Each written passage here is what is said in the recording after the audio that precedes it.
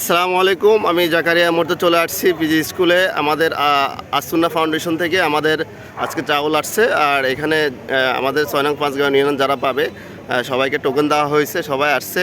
এখন এই মুহূর্তে আমরা পিজি স্কুলে আছি আসুন্না ফাউন্ডেশন থেকে। আলহামদুলিল্লাহ, ওনাদের যে দারুণ উদ্যোগ, সেই উদ্যোগটা চমৎকার উদ্যোগ। এখন ওনারা 25 কেজি একটা চাউলের বস্তার সাথে কী দিবে আমি সেটা জানি না, কিন্তু অসংখ্য মানুষ এসে এখন দাঁড়িয়ে আছে।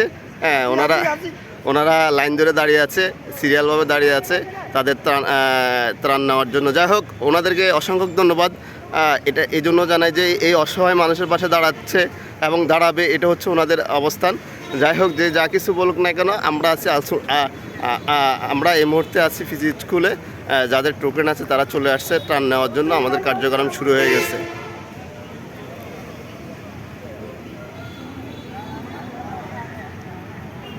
এ হচ্ছে আলসুন্নার আপনার চাউলের বস্তা। হ্যাঁ,